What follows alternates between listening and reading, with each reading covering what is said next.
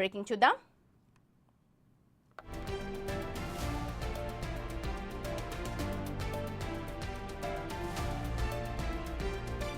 ఉత్తర తెలంగాణను భూకంపం వణికించింది. నిన్న సాయంత్రం కొన్ని ప్రాంతాల్లో భూమి కంపించింది. రెక్టర్ స్కేలుపై దీని తీవ్రత 3.8గా నమోదైంది. అయితే ప్రజలు భయంతో పరుగులు తీశారు రోడ్ల మీదకు.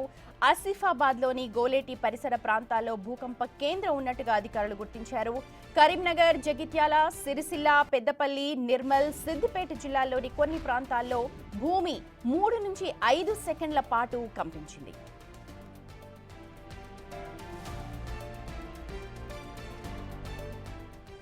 గత నెలలో కూడా రామగుండం ప్రాంతాల్లో భూమి కంపించింది. ఆ సమయంలోనే 10 నుంచి 17 తేదీల్లో ఈ ప్రాంతాల్లో మరోసారి భూకంపం వచ్చే అవకాశం ఉంది అని శాస్త్రవేత్తలు ముందుగానే హెచ్చరికలు జారీ చేస్తున్నారు.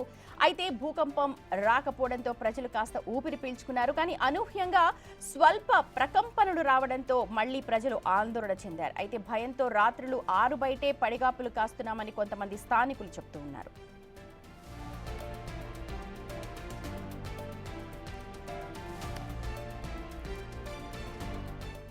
రైట్, మా ప్రతినిధి శ్రీనివాస్ ఉన్నారు అప్డేట్స్ అందించడానికి. శ్రీనివాస్, జనమైతే భయంతో రాత్రంతా నిద్ర లేకుండా గడుపుతున్నాం అంటున్నారు. ఎప్పుడు భూమి కంపిస్తుందో తెలియదు అంటున్నారు. ఒకసారి పూర్తి డీటెయిల్స్ చెప్పండి.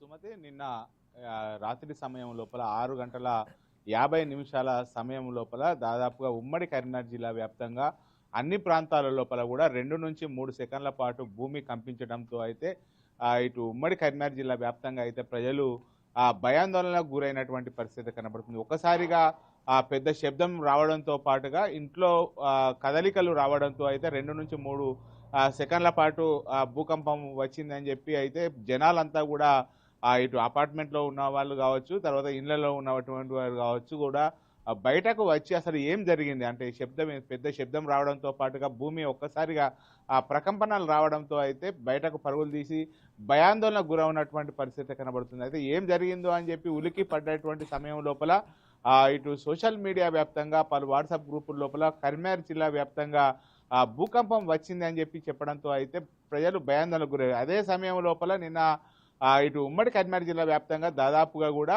ఇటు ఈదురుగాలతో కూడినటువంటి వర్షం కురుస్తున్నటువంటి నేపథ్యం లోపల ఒకవైపు వర్షము, మరోవైపు భూకంపము, రాత్రి సమయం లోపల కరెంటు కోత విధించడంతో అయితే ప్రజలు బిక్కుబిక్కుమంటూ కూడా గడిపినటువంటి పరిస్థితి కనబడుతుంది. ఎందుకంటే నెల రోజుల లోపలనే ఇది రెండవసారి రావడము. అంటే గత నెల లోపల వచ్చినప్పుడు కూడా శాస్త్రవేత్తలు మళ్ళీ వచ్చే నెల లోపల కూడా భూకంపం వచ్చేటువంటి అవకాశం ఉందని చెప్పి ఇటు ఖగోళ శాస్త్రవేత్తలు, భూకంప నిపుణులు చెప్పినటువంటి నేపథ్యం లోపల మరొకసారి వస్తుంది ఖచ్చితంగా అని చెప్పి అయితే చెప్పడం జరిగింది. ఈ నేపథ్యం లోపలనే కరెక్ట్గా నెల రోజుల వ్యవధి లోపలనే మళ్ళీ మే నెల లోపల ఒక్కసారిగా భూకంపం రావడంతో అయితే ఇటు జనాలు అయితే భయాందోళనకు గురవుతున్నటువంటి పరిస్థితి కనబడుతుంది. వాస్తవానికి ఇటు కరీంనగర్ జిల్లా ప్రాంతం అంతా కూడా భూ ఉపరితలం నుంచి చాలా పైభాగాన ఉన్నటువంటి నేపథ్యం లోపల భూకంపం ముంపు వచ్చేటువంటి అవకాశాలు చాలా తక్కువగా ఉంటాయి. కానీ ఈ నెల రోజుల వ్యవధి లోపల ఒక్కసారిగా అయితే 2 సార్లు భూకంపము రావడంతో అయితే భూకంపం కరీంనగర్ జిల్లాకు కూడా వచ్చేటువంటి అవకాశము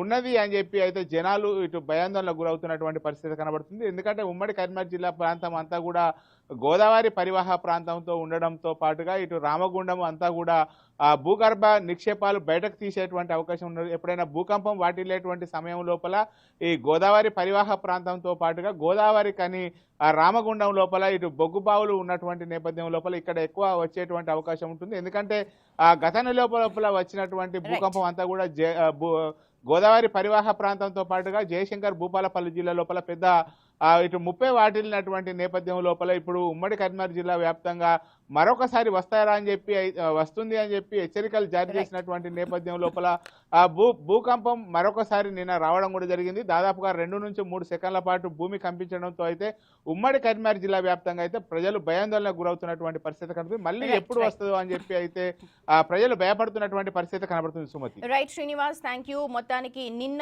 భూకంపం ప్రజలందరినీ ఒకసారిగా భయభ్రాంతులకు గురి చేసింది.